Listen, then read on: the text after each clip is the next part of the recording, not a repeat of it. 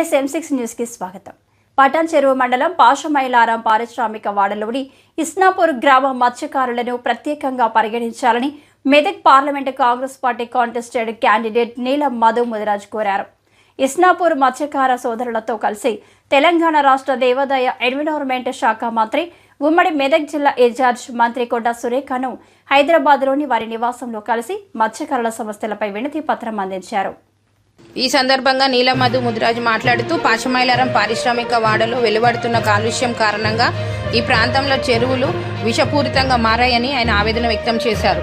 పరిశ్రమల నుంచి వస్తున్న వ్యర్థ జలాలు చెరువులకు అడవడం వల్ల ఇప్పటికే ఈ ప్రాంతంలో చాలా చెరువులలో చేప పిల్లలు మృత్యువాత పడ్డాయన్నారు.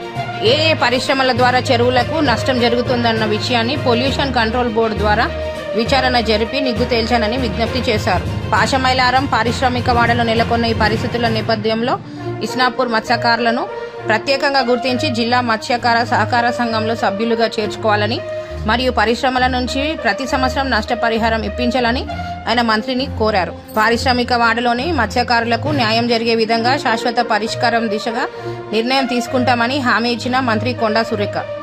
ఈ కార్యక్రమంలో జిన్నారం బ్లాక్ కాంగ్రెస్ ప్రెసిడెంట్ దాసరి శ్రీకాంత్ రెడ్డి, జిన్నారం గుమ్మడిదల మండల అధ్యక్షులు వడ్డే కృష్ణ, నర్సింగ్రావు, ప్రతాప్ రెడ్డి, మాణిక్యరావు, నారబోయిన శ్రీనివాస్, వీర్నెల సత్యనారాయణ, సుంకరమైన మహేష్, కొడకంచి ఆలయ అర్చకులు, ఇస్నాపూర్ ముదిరాజ్ సంఘం అధ్యక్షులు మన్నె రాఘవేందర్, ఉల్ల శంకర్, ప్యాట నర్సింలు, యాదగిరి, పెంటయ్య, గోపాల్, రాజు, సోములు, మనోహర్, దశరథ్, రవి తదితరులు పాల్గొన్నారు.